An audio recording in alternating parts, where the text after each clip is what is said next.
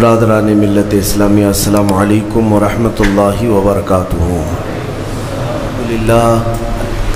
الحمد للہ الحنان المنان الذي خلق الانسان وعلمه البيان، والصلاة والسلام على رسوله سید الانس والجان وعلى آلہ واصحابہ ذوی الخیر والاحسان، اما بعد فاعوذ باللہ من الشیطان الرجیم، بسم اللہ الرحمن الرحیم۔ یا ایتها النفس المطمئنہ ارجعی الی ربک راضیۃ مرضیہ فادخلی فی عبادی وادخلی جنتی، صدق اللہ مولانا العظیم۔ بارگاہ رسالت معاب صلی اللہ تعالی علیہ وسلم میں درود پاک کا ہدیہ پیش کریں۔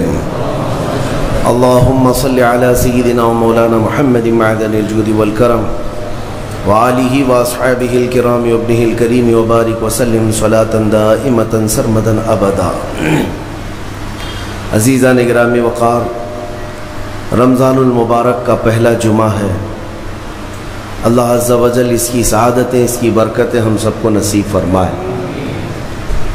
رمضان کے آتے ہی ہر مومن کا ایک ریہرسل شروع ہوتا ہے، ایک تربیت کا خاص وقت ہے رمضان، کیونکہ قرآن میں رب تعالیٰ نے فرمایا یا ایھا الذین آمنوا کتب علیکم الصیام کما کتب علی الذین من قبلکم لعلکم تتقون، اے ایمان والو تم پر روزے فرض کیے گئے جیسے کہ پہلے والوں پر بھی فرض کیے گئے تھے۔ وجہ کیا ہے؟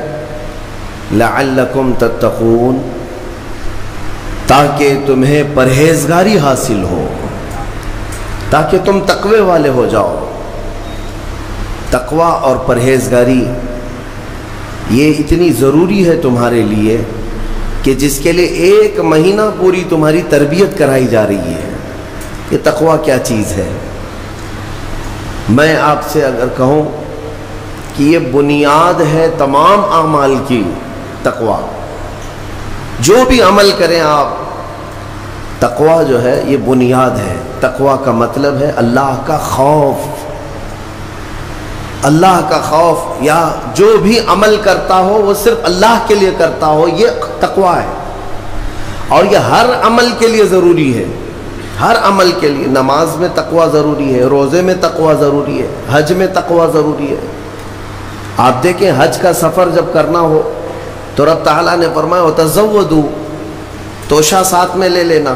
سفر پر جا رہے ہو حج کے لیے، ساز و سامان توشہ ساتھ میں لے لینا، لیکن ساتھ میں ہی کون سا توشہ اچھا ہے؟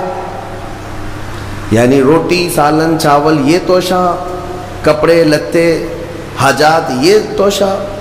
خود رب تعالیٰ فرماتا ہے فَإِنَّ خَيْرَ الزَّادِ تَقْوَى، سب سے بہترین توشہ تقوی ہے۔ یہ تقوی کی ہر جگہ پر اللہ تبارک و تعالیٰ نے تاکید فرمائی۔ اب میں آپ کو بتاتا ہوں یہ رمضان المبارک جو ایک مہینہ تمہیں تربیت کے راستے سے گزارا جاتا ہے، کس وجہ سے؟ تاکہ تمہارے دلوں میں تقوی آئے، تقوی۔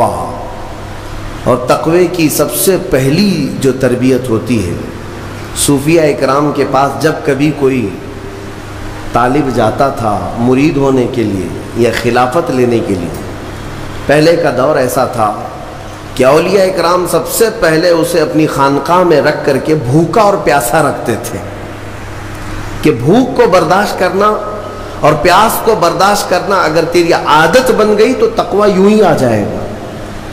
سید آل رسول مارہروی رحمۃ اللہ تعالی علیہ، مارہرہ کے بڑے پائے کے بزرگ ہیں، اعلیٰ حضرت کے پیر مرشد، ان کے پاس ایک صاحب آئے، ایک مولانا صاحب آئے خلافت لینے کے لیے۔ شام کے وقت تو پہنچے، سیدھے آتے ہی کہا کہ حضور آپ اپنی خلافت وغیرہ مجھے دے دیجئے۔ تو اس وقت ایسے بالکل بٹ نہیں رہی ہوتی تھی۔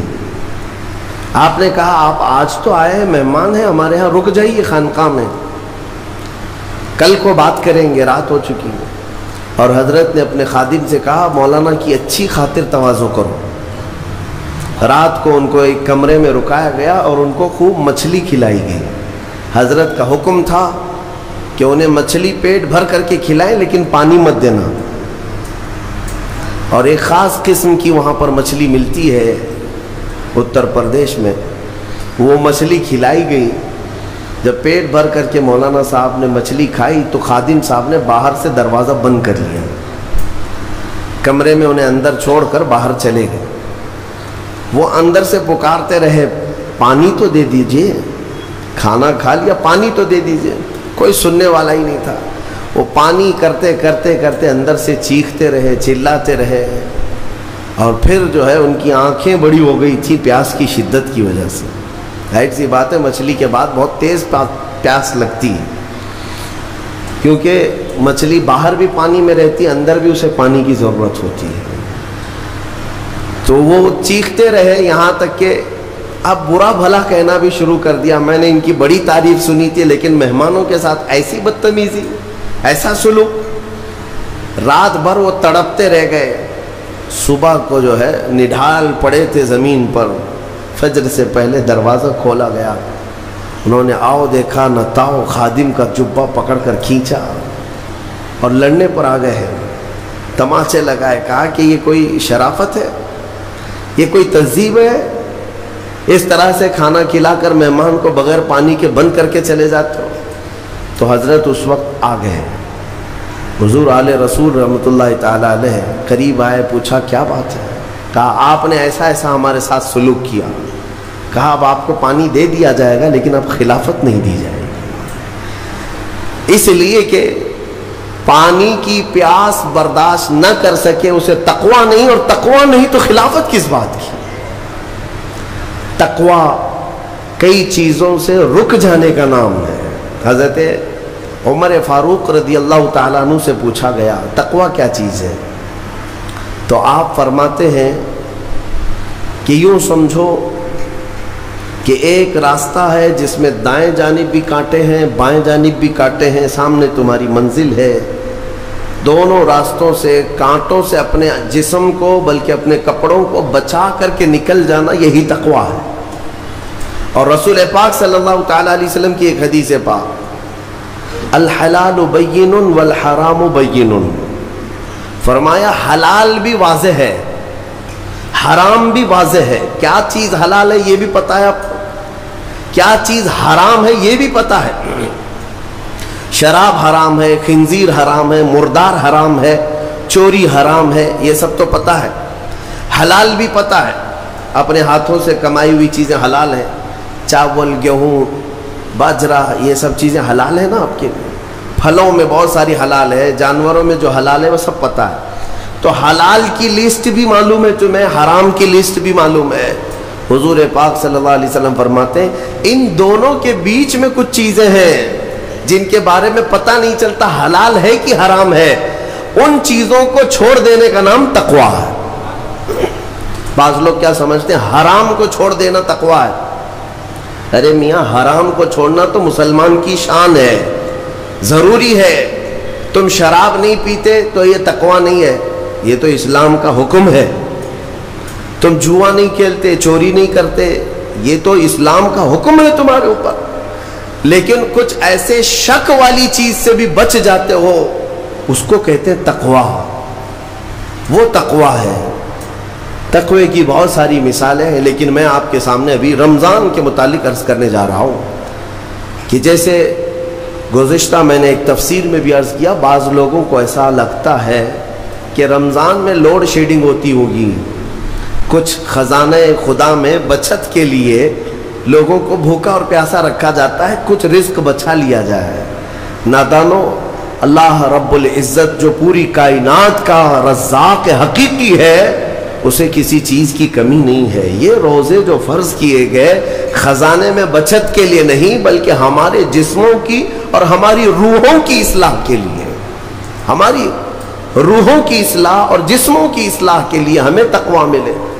میں آپ کو بتاتا ہوں، ایک سوال میں آپ سے پوچھتا ہوں. آج رمضان میں یہ بہت ضروری ہے کیونکہ رمضان ہونے کے بعد بھی سب کو پتا ہے کہ چاند دکھتے ہی اللہ شیطانوں کو قید کر لیتا ہے. یہ سب کو پتا ہے. حدیث پاک میں بھی سرکش جنات اور شیطان دونوں قید ہو جاتے ہیں، ان کو قید کر دیا جاتا ہے، جب تک چاند نہیں دکھے گا یہ نہیں آئیں گے۔ لیکن جو 11 مہینے ہم بلیم ڈالتے تھے شیطان پر کہ ہم سے برائیاں ہو گئی، گناہ ہو گئی، کیوں؟ ارے شیطان ایسا کرا دیا، شیطان ویسا کرا دیا۔ اب رمضان میں کون کرا رہا ہے؟ شیطان تو ہے نہیں، پھر فجر میں سوتا کیوں ہے؟ بغیر نماز پڑھے ٹانگ پھیلائے ویسی نماز قضا کر رہے، کون سا شیطان تمہیں سلایا؟ ابھی تو شیطان ہے نہیں۔ ابھی بھی بہت سارے لوگ چوری کا کھانا نہیں چھوڑتے، بہت سارے لوگ جھوٹ، دغا، غیبت یہ رمضان میں بھی نہیں چھوڑتے۔ تو یہ ان کو کون سا شیطان کروا رہا ہے؟ کون سا شیطان یہ برائیاں کرواتا ہے؟ اس کے جواب کے لیے ایک چیز سمجھنا ضروری ہے۔ یہ بات تو مشہور ہے کہ ساری برائیاں شیطان کرواتا ہے، ابلیس کرواتا ہے نا؟ لیکن آپ کو وہ واقعہ معلوم ہے جب آدم علیہ السلام کو اللہ تعالیٰ نے پیدا کیا اور سارے فرشتوں سے کہا کہ سجدہ کرو، کل ہی کی تفسیر میں نے عرض کیا، اس میں ابلیس بھی تھا۔ ابلیس بھی اس وقت بہکا ہوا نہیں تھا، گمراہ نہیں تھا، وہ اچھا تھا۔ ابلیس تو بہت عبادت کرنے والا تھا اللہ تعالیٰ کی، تو اس نے اللہ کے حکم کو ٹال کر آدم کو سجدہ نہیں کیا، غرور میں کھڑا رہا، نافرمانی کیا۔ تو اب میں یہ سوال کرتا ہوں کہ ہر ایک کو گمراہ کرنے والا شیطان ہے، تو شیطان کو کس نے گمراہ کیا تھا؟ اس کو کس نے روکا سجدہ مت کرنا آدم کو؟ کوئی ہے بہکانے والا؟ ارے وہ تو پہلا ابلیس ہے، اس سے پہلے تو کوئی ابلیس تھا ہی نہیں، اس سے پہلے تو کوئی شیطان تھا ہی نہیں۔ شیطان کو کس نے روکا کہ تو بڑا ہے، تو بلند ذات والا ہے، آدم مٹی سے بنا ہے؟ یہ خیال کس نے ڈالا؟ کون سا شیطان تھا اس سے پہلے؟ یہی بات سمجھنے کی ہے۔ محدثین نے مفسرین نے فرمایا ابلیس کو جس چیز نے سجدہ کرنے سے روکا وہ نفس امارہ ہے، وہ نفس ہے جو آج بھی تمہارے ساتھ ہے۔ ہاں شیطان تو قید ہو جاتا ہے رمضان کے شروع ہوتے ہی، لیکن نفس تو ساتھ میں رہتا ہے۔ اب پتہ چلا کہ رمضان میں جو کچھ بھی غلطیاں یا کوتاہیاں یا گناہ کچھ لوگوں سے سرزد ہوتے ہیں تو یہ نفس کے پجاری ہیں، نفس ان کے ساتھ ہے، یہ نفس کی غلامی میں آ گئے اور نفس کے شکار ہو گئے۔ اسی لیے قرآن میں اللہ تعالیٰ نے اپنے رسول سے بھی یہ فرمایا اَرَأَيْتَ مَنِ اتَّخَذَ إِلَٰهَهُ هَوَاهُ أَفَأَنْتَ تَكُونُ عَلَيْهِ وَكِيلًا۔ اے رسول کیا آپ نہیں دیکھتے کچھ لوگ ایسے ہیں جنہوں نے اپنے نفسانی خواہشات کو اپنا خدا بنا لیا ہے، اپنی خواہشات کو اپنا خدا بنا لیا ہے۔ اے رسول کیا آپ ایسوں کی سفارش کریں گے، ایسے لوگوں کی وکالت کریں گے؟ یعنی رب تبارک و تعالیٰ نے فرمایا کچھ لوگ وہ ہیں جو اپنی خواہشات کی پوجا میں ہیں۔ کیا مطلب خواہشات کی پوجا؟ کیا مطلب ہے اپنے خواہشات کے پیچھے چلنا؟ مطلب یہی ہے کہ جو دل میں آیا اس بندے نے یہ سوچ لیا اسے کرنا ہی ہے مجھے، یہ خواہشات کے پیچھے چل رہا ہے۔ ہاں تمہیں آرام کی فکر ہوئی، تم نے خدا کے فرمان کو ٹال دیا لیکن اپنی نفس کی سن لیا۔ اللہ تبارک و تعالیٰ کا حکم کچھ اور ہے لیکن تمہاری طبیعت کچھ اور چاہ رہی ہے۔ رب تبارک و تعالیٰ کا حکم تھا صبح صبح تمہیں اپنے گھر بلا رہا تھا لیکن تم نے اس کی نہیں سنی، اپنے من کی سنی، اپنے نفس کی۔ تو یہی تو ہوا نفس کی پوجا، یہی ہے نفس کی عبادت، نفس کی پرستش، جس کو قرآن میں کہا گیا ہے کہ کچھ لوگ ایسے ہیں جنہوں نے اپنی خواہشات کو خدا بنا لیا۔ یہ نفس امارہ جس کے بھی اوپر حاوی ہو جاتا ہے، اچھے اچھوں کو یہ ان کا تقوی بھسم کر دیتا ہے، ایمان سے بھی دور کر جاتا ہے۔ اس لیے میرے عزیزوں میں جو عرض کرنے جا رہا ہوں وہ یہ ہے کہ ہمارے لیے زندگی میں سب سے بڑا چیلنج اپنے نفس امارہ سے لڑنا۔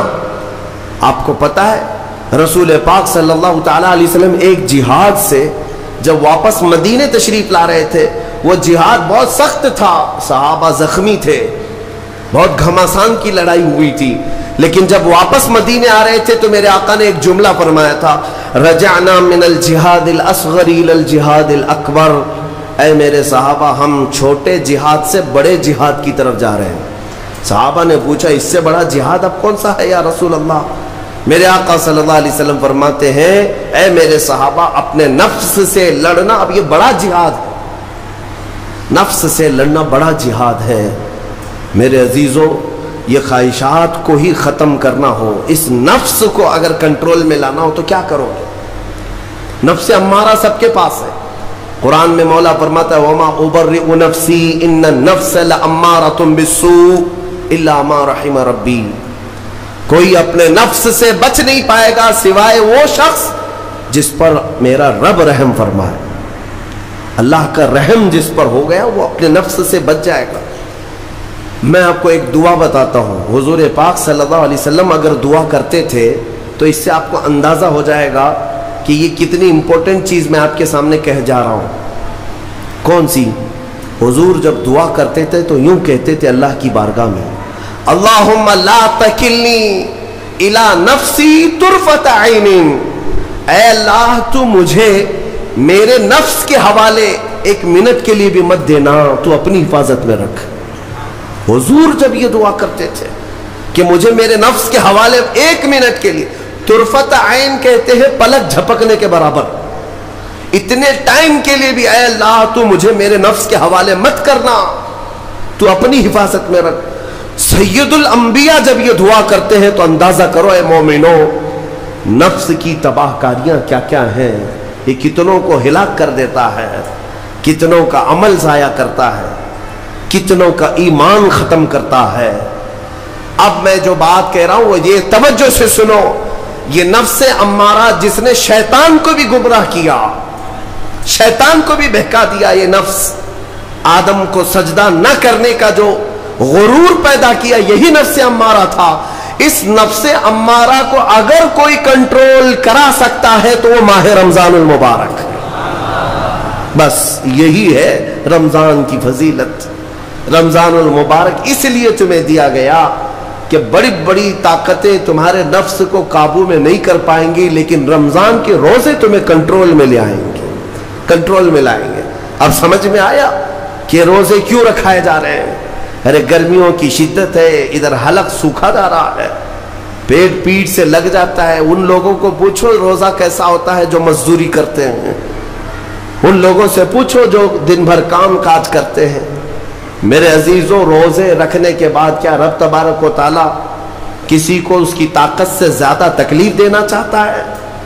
نہیں میرے عزیزوں، وہ رحمان ہے، اس نے جب تمہیں ماں کے پیٹ میں 9 مہینے رزق دیا تو کیا کائنات میں نہیں دے گا؟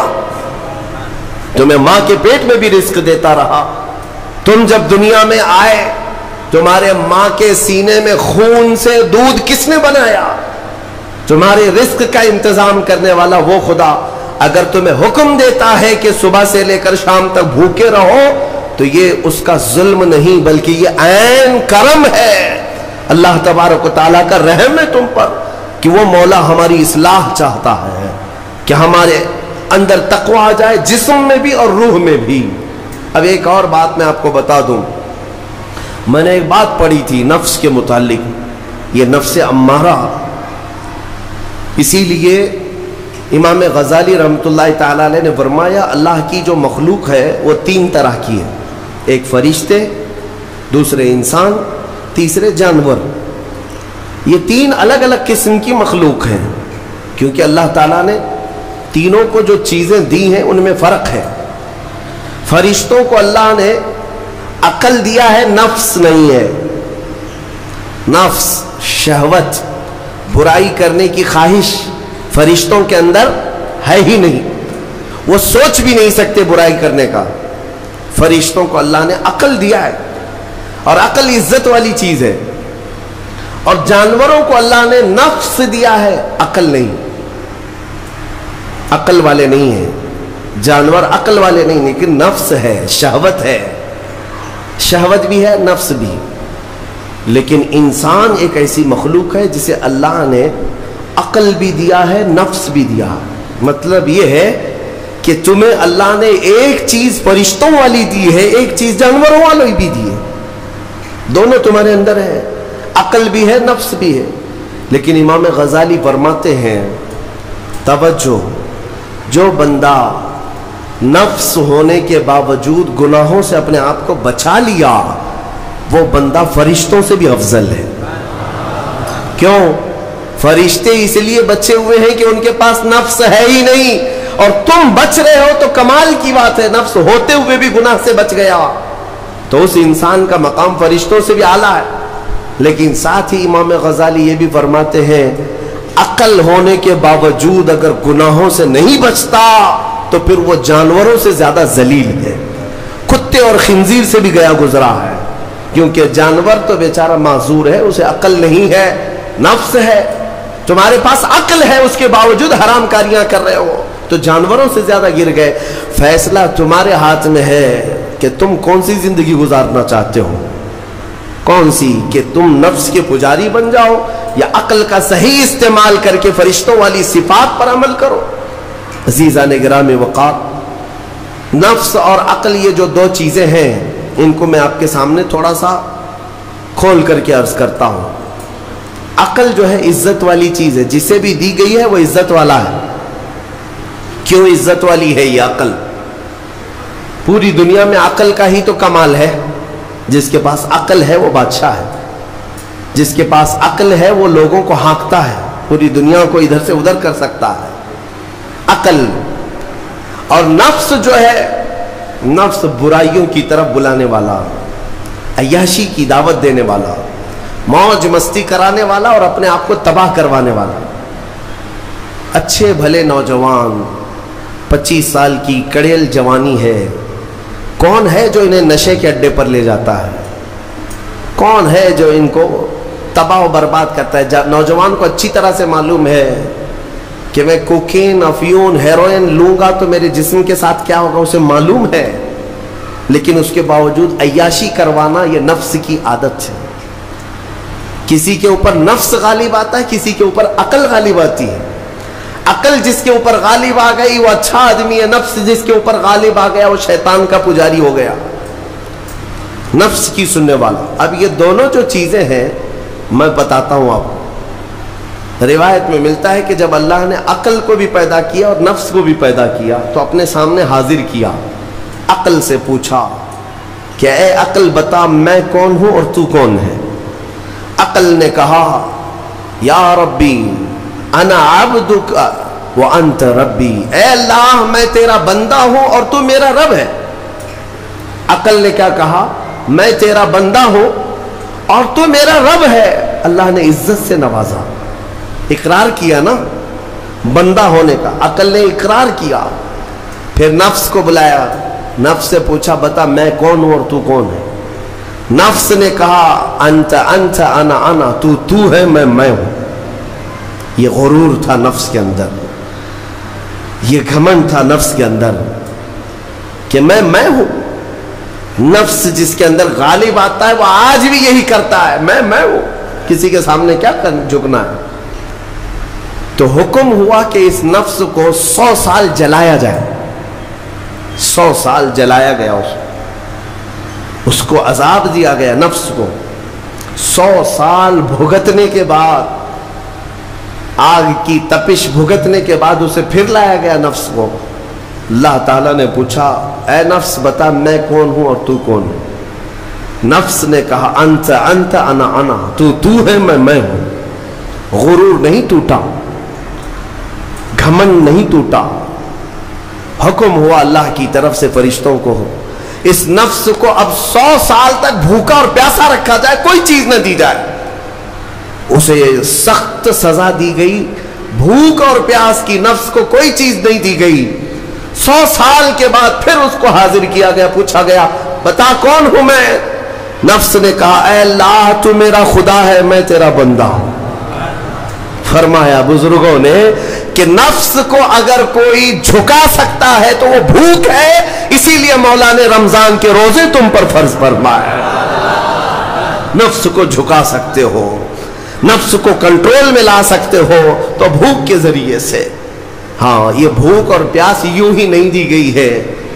دنیا اگر سمجھتی ہو کہ مسلمانوں کو یہ بھوکا اور پیاسا رکھوایا جا رہا ہے تو انہیں کیا خبر ہے کہ روح کسے کہتے ہیں, نفس کسے کہتے ہیں. جو آلریڈی غلاظت میں پڑے ہوئے انہیں کیا سمجھ ہے. لیکن الحمدللہ ہمارا تصور ہے آخرت کا, ہمارے ہاں تصور ہے جنت کا, ہمارے ہاں تصور ہے جہنم کا, اللہ کی بارگاہ میں حساب کا. اس لیے ضروری یہ بن پڑتا ہے کہ ہم اپنی دنیا میں ہی اصلاح کریں. میرے عزیزوں, اس نفس کی جو تباہ کاریاں ہیں اس سے بچنا ہر نوجوان کے لیے ضروری ہے. تم روزوں کو ہلکے میں مت لو. اس سے پہلے بھی میں کہا کرتا تھا, آج پھر سے میں ریپیٹ آپ کے سامنے کہتا ہوں, مسلمان کے لیے روزے جو فرض کیے گئے آپشنلی نہیں ہے میرے عزیز. یہ آپشنلی نہیں ہے, اختیاری نہیں ہے. جسے چاہے وہ رکھے, جسے چاہے وہ چھوڑے. ہاں ہمارے ہاں معاشرہ ایسے ہی ہے نا. ہاں صبح اٹھ کر کے لوگ پوچھتے رہتے ہیں روزہ ہے, روزہ ہے. کیوں پوچھ رہے ہو روزہ ہے؟ مسلمان ہے تو روزہ فرض ہے, روزہ فرض ہے. اگر میں آپ کو پوچھوں اچھا لگے گا؟ انسان ہو اچھا لگے گا, سامنے دکھ تو رہا ہے انسان ہے, پھر کیا پوچھنا ہے. مسلمان کے لیے روزہ ایسا ضروری ہے جیسے اس کے لیے انسان ہونا ضروری ہے. وہ روزے چھوڑتا کیوں؟ ہاں چند ہی چیزیں ہیں جہاں تخفیف دی گئی ہے شریعت میں. وہ سفر ہے یا مرض ہے, ایسا مرض کہ جس سے وہ نہیں برداشت کر پاتا, اس میں اللہ تعالیٰ نے اسے چھوٹ دی ہے, رخصت دی ہے. یا حاملہ عورت ہے, یا دودھ پلانے والی عورت ہے, یا پھر اب بہت سارے لوگ ایسے ہیں جو ہٹے کٹے ہیں, تندرست ہیں, توانا ہیں, روزے چھوڑے ہوئے ہیں. میرے عزیز, سب ہونے کے بعد اگر روزہ چھوڑنے کی کسی کو رخصت ہے نا, تو صرف ان عورتوں کو جن کی ماہواری آتی ہے مہینے میں یا بچے کے بعد, حیض و نفاس والی عورتوں کے لیے روزہ نہیں ہے. تو میں ان لوگوں سے پوچھتا ہوں, کیا تمہاری بھی ایسی کیفیت ہے جو تم روزہ چھوڑے گھوم رہے ہو؟ ناپاک ہو, ناپاکی آئی ہے؟ نہیں ہے تو پھر کیوں روزہ چھوڑتے ہو؟ ایک روزے کو چھوڑنے کی سزا حدیث میں بتائی گئی 900 سال دوزخ میں رکھا جائے گا. 900 سال. اب کیلکولیٹ کرو, اگر تمہاری زندگی کے روزے قضا ہیں تو کتنے 100 سال جائیں گے. اسی لیے میرے عزیزو, جب تک طاقت ہے روزے فی الحال کے رکھو ہی رکھو. اگر پیچھے کے چھوٹے ہیں تو اسے بھی پہلے کمپلیٹ کر لو, ورنہ قیامت کے دن کی سزائیں نہیں برداشت کر پاؤ گے, بھگت نہیں پاؤ گے. یہ ہم جو بار بار کہتے ہیں آپ کے روزہ رکھنے سے میرا کیا ہے, ہم تنبیہ صرف اس لیے کرتے ہیں کہ قیامت کے دن اللہ تعالیٰ کے عذاب میں گرفتار نہ ہو جاؤ, عذاب میں گرفتار نہ ہو جاؤ. اور ہمارے بزرگوں نے ہمیں تعلیم دی ہے کہ اللہ تعالیٰ جب 11 مہینے کھلاتا پلاتا ہے اور وہی مولا 1 مہینہ اگر حکم دے تو یہ کس قدر بندے کی ناانصافی ہے کہ اپنے مولا کے حکم کو پیٹ پیچھے ڈالتا ہے اور پھر کھاتا پیتا رہتا ہے. کیا اسے اپنے رحمان کی رضا کی اتنی بھی فکر نہیں ہے کہ یہ میرے مولا کی رضا ہے روزہ؟ اسی لیے تو اس مولا نے فرمایا روزہ میرے لیے ہے اور اس کی جزا کچھ نہیں, میں خود بندے کا ہو جاؤں گا. الصوم لی وانا اجزا بہ. اور ایک حدیث میں عجزی بھی پڑھا گیا, یعنی روزہ میرے لیے ہے اور میں ہی اس کی جزا ہوں, میں ہی اس کی جزا ہوں. مطلب یہ ہے کہ دوسرے اعمال کی جزا میں جنت ہے, محلات ہے, الگ الگ ثواب ہے, لیکن روزے کے متعلق مولا نے فرمایا میں خود ہی اس کی جزا ہوں. تجھ سے تجھی کو مانگ کر مانگ لی ساری کائنات, جس کا خدا ہو گیا اس کی ساری کائنات. میرے عزیزوں, اللہ تبارک و تعالیٰ اگر کسی بندے کا ہے تو پھر اس کے کیا کہنے. اچھا, ایک اور اس میں حکمت یہ ہے, روزہ جو رکھا جاتا ہے یہ بندے اور اللہ کے بیچ کا راز ہے, دوسرے کسی کو پتہ نہیں. میرا روزہ آپ کو نہیں معلوم, آپ کا روزہ مجھے نہیں معلوم. چہرہ دیکھ کر کے کچھ بھی کہا جا سکتا ہے. ہاں, چہرہ دیکھ کر کسی کا روزہ پتہ چلے گا. آپ کل سحری کر کے نیت کر کے روزے سے آئے ہیں, کسی کی پیشانی پہ تو لکھا نہیں ہے کہ یہ روزے دار ہے. آپ نے کہا ہم نے مان لیا, لیکن حقیقت کیا ہے یہ تم جانو گے, اللہ ہی جانے. بہت سارے تمہارے پاس موقع ایسے آتے ہیں جب एक एक घूंट निगल सकते हो। वजू के बीच में, गुस्ल के बीच में, जब कोई ना देख रहा हो तब चुटकियां लेकर अंदर डाल सकते हो, कोई ना देख रहा हो। लेकिन बंदे और मौला के दरमियान का एक राज है रोजा। इसी वजह से एक हदीस में मिलता है, क़यामत के दिन जब ईमान वालों को जमा किया जाएगा और जिनकी बख्शिश हो जाएगी, तो उनमें एक जमात ऐसी होगी जो जन्नत की तरफ उड़ते हुए जा रहे होंगे और जन्नत में पहुंच जाएंगे, किसी को नजर नहीं आएंगे, बहुत तेजी से वो जन्नत पहुंच चुके होंगे। बाबुर रैयान एक दरवाजा है जो सिर्फ रोजेदारों के लिए, जिनके रोजे अल्लाह की बारगाह में पसंद आ गए, वो दरवाजा सिर्फ उनके लिए, वहां पहुंच चुके होंगे। बहुत सारे अहलुल्लाह, बड़े बड़े मकामात वाले वहां मौजूद होंगे, पूछेंगे तुम कहां से आए, कौन से रास्ते से आए? न वहां नजर आए, न रास्ते में नजर आए, यहां कैसे पहुंचे? तो वो कहेंगे कि अल्लाह तबारक व तआला ने हमें रोजों की वजह से ये मकाम दिया। रब ताला की तरफ से इरशाद होता है कि इन बंदों ने दुनिया में जो रोजा रखा था वो सबसे छुपा हुआ था, किसी को पता नहीं था रोजा है या नहीं, इसलिए जब मैंने इनके रोजे कबूल किए तो सबसे छुपा कर इन्हें जन्नत की तरफ भेज दिया। वहां पर भी ये जजा दी गई। मेरे अजीजों, फजीलतें बहुत सारी हैं, सबको पता है, लेकिन मैं जो कह रहा हूं वो ये है कि अगर अपने नफ्स को कंट्रोल में लाना हो तो ये रोजे शर्त हैं। एक सहाबी हुजूर की बारगाह में आए, जवान थे, कहा कि या रसूल अल्लाह सल्लल्लाहु अलैहि वसल्लम, जवान हो चुका हूं, शादी की उम्र है, लेकिन शादी करने की ताकत नहीं, माल नहीं, असबाब नहीं, क्या करूं? शादी न करें तो गुनाहों की तरफ चले जाएं, ख्वाहिशात हैं इंसान की। तो जानते हैं मेरे आका सल्लल्लाहु ताला अलैहि वसल्लम ने क्या फरमाया कि अगर इस्तिताअत है तो शादी कर ले, वरना रोजा रख ले। शादी के बदल डायरेक्ट कौन सी चीज? रोजा। फरमाया इसलिए कि रोजा तुम्हारी शहवत को खत्म करता है, तुम्हारे अंदर सब्र कायम करता है।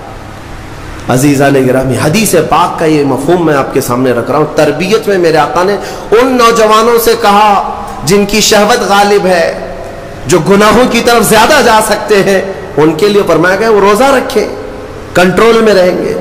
सिर्फ रमजान का ही नहीं, साल में और भी दिनों में रोजा रखो ताकि तुम्हारा नफ्स काबू में रहे, कंट्रोल में रहे। मैं चंद महीने पहले कुछ नौजवानों की कसरत को देख रहा था जो अपने जिस्म को शेड्यूल बनाने के लिए, मेंटेन करने के लिए डाइट प्लान तैयार कर रहे थे।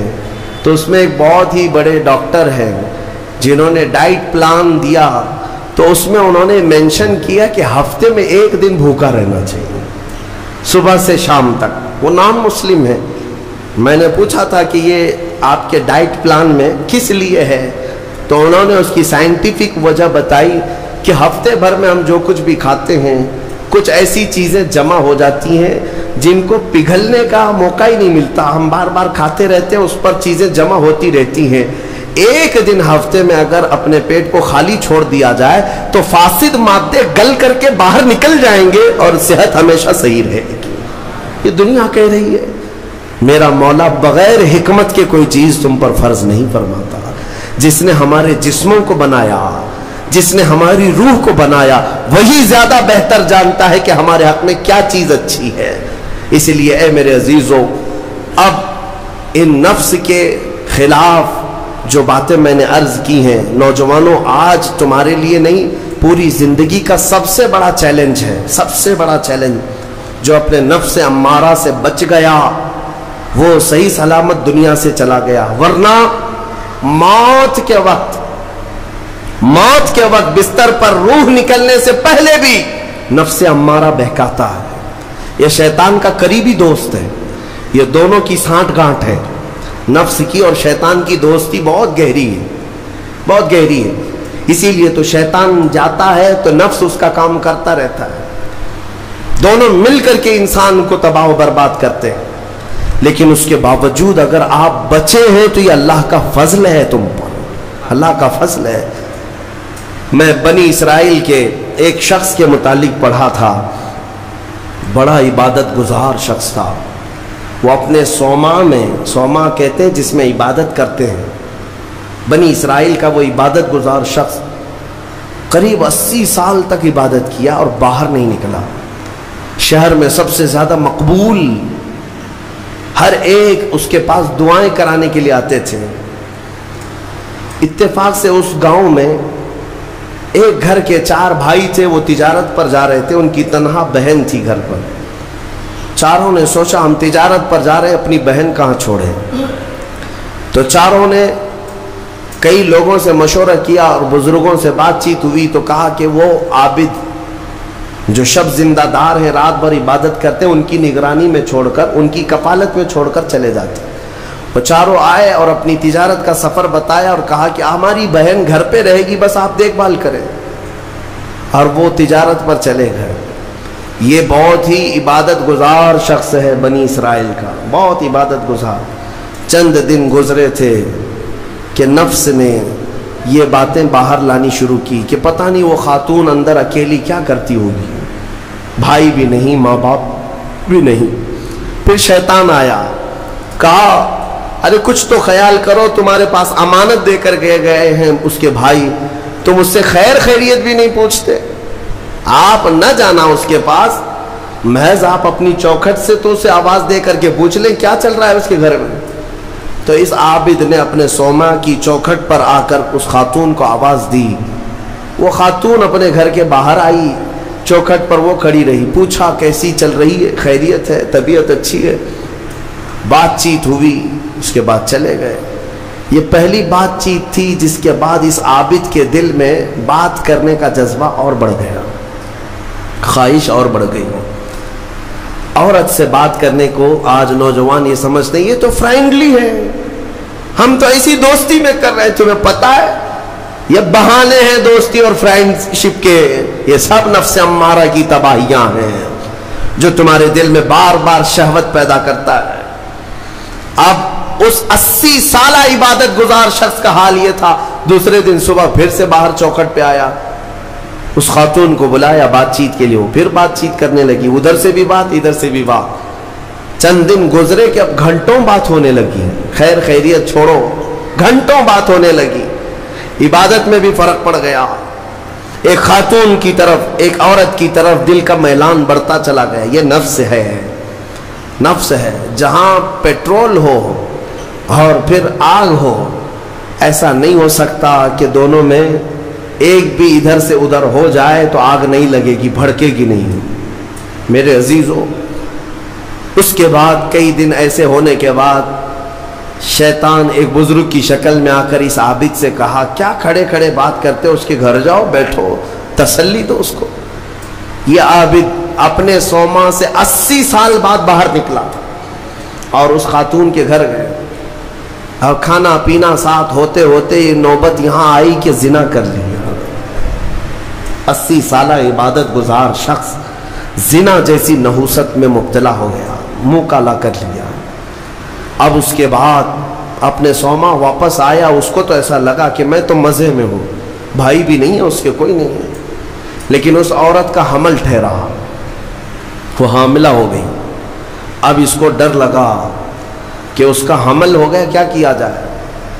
نفس بھڑکاتا رہا، شیطان بھی ساتھ دیتا رہا. شیطان آیا اور اس نے کہا کہ ایک کام کرو، اس کا گلا گھونٹ کر مار ڈالو ورنہ تمہاری بدنامی ہوگی. یہ عابد اس کے گھر گیا، رات کو اس کے ساتھ تنہائی پا کر کے اس کا گلا گھونٹ دیا اور عورت کو ختم کر دیا. قتل دوسرا گناہ. اور اس کے بعد اسی گھر میں گڑھا کھود کر کے دفن کیا. چوری کو چھپانا پھر سے گناہ. زمین کو صاف کر دیا. واپس اپنی عبادت گاہ میں آیا. جب وہ بھائی اس کی تجارت سے واپس آئے، پوچھا ہماری بہن کہاں ہے. تو یہ رونے دھونے لگا. کہا تمہاری بہن بڑی بیمار ہو گئی تھی، علاج کرایا، نہیں بچ سکی، انتقال ہو گیا، قبرستان میں میں نے دفن کروا دیا. اور جھوٹ موٹ ایک قبر کے پاس لے گیا اور کہا یہ تمہاری بہن کی قبر ہے. بھائی روتے رہے، اپنی تنہا اکلوتی بہن کو یاد کر کے واپس آئے. بات یوں ہی گزر گئی، لیکن نفس کی تباہ کاریاں چھپتی نہیں ہیں. یہ کالے کرتوت کبھی پوشیدہ نہیں رہتے. پھر ابلیس ان 4 بھائیوں کے پاس گیا اور کہا تمہیں پتہ ہے تمہاری بہن کہاں ہے؟ کہا وہ تو انتقال ہو گئی، اللہ کو پیاری ہو گئی۔ کون کہا؟ کہا اس عابد نے کہا۔ کہا وہ جھوٹ بولتا ہے، اس نے تمہاری بہن کے ساتھ منہ کالا کیا، زنا کیا اور گلا گھونٹ کر مارا اور اسی گھر کے اندر دفن کیا ہے، کھود کر دیکھ لو۔ ابلیس نے ان بھائیوں کو سب بتایا، اور جب ان بھائیوں نے زمین کھودی تو لاش سڑی گلی موجود تھی۔ اللہ اکبر! اب زمین کے پیروں کے نیچے زمین کھسک گئی۔ کیا اللہ والا ایسا بھی کر سکتا ہے؟ اتنا عبادت گزار؟ پھر لوگوں کو جمع کیا گیا، سبوں نے دیکھا تو اس کے بعد غصے میں سارے لوگ بپھر گئے اور سب کے سب ٹوٹ پڑے اس سوما پر، اور اسے کھینچ کر کے باہر لایا گیا اور اس سے پوچھا گیا۔ اخیر میں مار توڑ کے بعد اس نے اقرار کر لیا کہ ہاں میں نفس کے دھوکے میں آ گیا تھا، مجھ سے یہ گناہ ہو گیا ہے، غلطی ہو گئی ہے۔ ساری قوم نے مل کر اس کا چہرہ کالا کیا اور اس کو پھانسی پر چڑھایا۔ جب پھانسی پر لٹکانا تھا، دنیا تماشا دیکھ رہی تھی، بچے تالیاں بجا رہے تھے، لوگ پتھر پھینک رہے تھے، لیکن اس وقت بھی سامنے شیطان آیا اور اس کا نفس بھی تھا، یہی نفس امارہ ہے۔ دونوں نے مل کر کے کہا کہ اے عابد، اب بھی تیری حفاظت ہو سکتی ہے، بچ جائے گا تو، اس پوری بلا سے تجھے ہم نکال لیں گے۔ اس نے پوچھا کیسے؟ کہا دیکھ تو جتنی عبادت خدا کی کیا 80 سال، اس خدا نے تجھے کچھ نہیں رکھا، اس حالت تک لے آیا، کاش تو ہماری عبادت کر لیتا، ہمیں خدا مان لیتا تو چٹکی میں تجھے نکال لیتے۔ نفس کی سن لیا اس عابد نے، کہا صحیح بات ہے، اتنے سالوں تک خدا کی عبادت کرتا رہا پھر بھی پھنسا ہو، کچھ بھی اچھا نہیں ہو رہا ہے میرے ساتھ، ایک غلطی ہوئی اس کی سزا ہی ہو رہی ہے، نفس صحیح کہہ رہا ہے۔ اس نے اپنے نفس کی مانی اور شیطان سے کہا تو ہی میرا خدا ہے، تجھ سے میں سجدہ کروں، مجھے اس بلا سے نکال لے۔ جیسے ہی اس نے یہ کہا، شیطان تالیاں مارتا ہوا چلا کہ میرا کام مکمل ہو گیا، ادھر لوگوں نے اسے پھانسی پر چڑھا دیا۔ ابتدا آنکھوں سے شروع ہوئی، باتوں سے شروع ہوئی اور کفر پر خاتمہ ہوا۔ موت کس بات پر ہوئی؟ کفر پر موت ہوئی۔ لوگ ہلکے میں لیتے ہیں کہ یہ یوں ہی مزے کی زندگیاں ہیں۔ میرے عزیزوں، نفس سے الرٹ رہو، اس نفس نے اچھے اچھوں کا تقوی بھسم کر دیا، کئی لوگوں کی عبادتیں ضائع کر دیں، عورت کے فتنے سے، مال کے فتنے سے، حرص لالچ کے ذریعے سے اس نے ایمان کو تباہ کیا ہے۔ اور پھر میں آخر میں یہی کہتا ہوں، اس نفس کو اگر کوئی کنٹرول کر سکتا ہے تو اللہ کا یہ پیارا مہمان رمضان المبارکہ ہے، یہ رمضان ہے، یہ رمضان ہے جو تمہیں نفس کی غلامی سے آزاد کرائے گا۔ اس سے خوب محبت کرو، خوب محبت کرو۔ قیامت کے دن ایک شکل میں آئے گا، ایک شکل میں آئے گا، خوبصورت شکل میں آئے گا، خوبصورت شکل میں آئے گا۔ اور حدیث پاک میں ملتا ہے کچھ بندے وہ ہوں گے جن کی سفارش کے لیے رمضان آئے گا، رمضان آئے گا، اور اللہ تعالیٰ رمضان کی اور قرآن کی سفارش کو کبھی رد نہیں فرمائے گا۔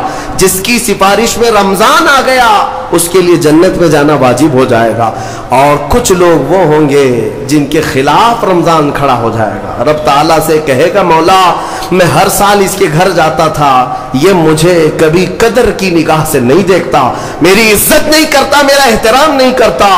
رمضان کچھ لوگوں کی شکایت کرے گا، وہ بندہ کہتا ہے مولا میں اس کو پہچانتا ہی نہیں، یہ کون نیا آدمی ہے؟ مولا فرمائے گا یہ میرا مہمان رمضان ہے جو ہر سال تیرے گھر آتا تھا، تو بے قدری کرتا تھا، بے احترامی کرتا تھا، اور آج رمضان تیرے خلاف کھڑا ہو گیا، اس لیے تجھے جہنم میں جانے کا پروانہ دیا جاتا ہے۔ میرے عزیزو، رمضان کو اپنے خلاف سفارشی نہ بناؤ، رمضان کو اپنا حمایتی بناؤ، اس سے محبت کرو، اس رمضان کی قدر کرو، احترام کرو۔ اپنے گھروں میں جس طرح کسی باہر کے آئے ہوئے مہمان کی عزت ہوتی ہے، رمضان کی عزت ہونی چاہیے۔ گھروں میں خرافات نہ ہو، بے حیائیاں نہ ہو، بچوں کو بار بار اس بات پر ٹوکو کہ بیٹا بری بات نہ کرے، رمضان ہے، اللہ کا مہینہ ہے۔